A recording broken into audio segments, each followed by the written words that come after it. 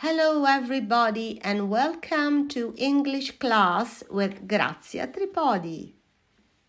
Today we are talking about the present perfect, which is particularly tricky and sometimes difficult for Italian students.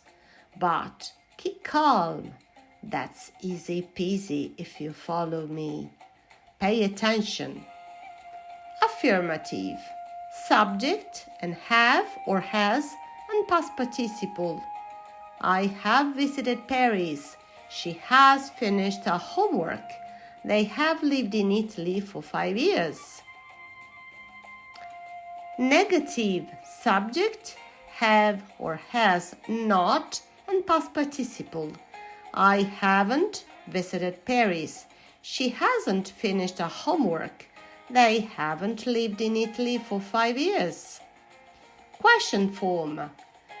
Has or have, subject and past participle. Have you visited Paris? Has she finished her homework? Have they lived in Italy for 5 years?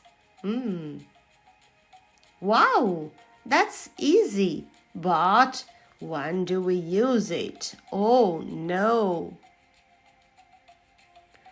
Okay, to talk about a specified time in the past. I have visited Paris. The specific time isn't mentioned. She has written 3 books. We focus on the achievement, not on when it happened. For life experiences, you make questions or negative sentences with ever and never. I've been to New York. That's an experience. Have you ever tried sushi? She has never been in a stadium. The experience. Actions that started in the past and continue now. Pay attention because in Italian we use the simple present, but in English it is wrong. She has worked as a teacher since 2010. You see, she started and she's doing it. For recent actions with present consequences. Actions recently completed but the result or consequence is still present. I have finished my homework. He has lost his keys. He can't open the car.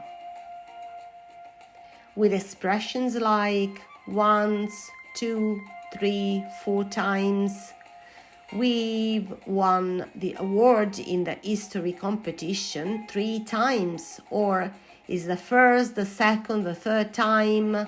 This is the second time I've been in the National Gallery. With words like already, just, yet, not yet, so far, recently, lately, for, since, up to now, till now, until now, over the years. Be careful with their collocation in the sentence. So far, over the years, up to now, until now, they can be at the beginning or at the end of the sentence, as you can read here.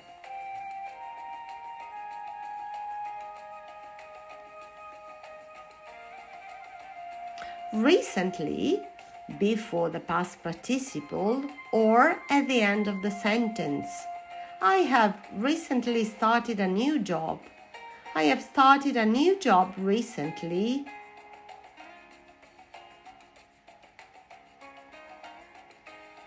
Lately, at the end of the sentence. I haven't visited my grandparents lately.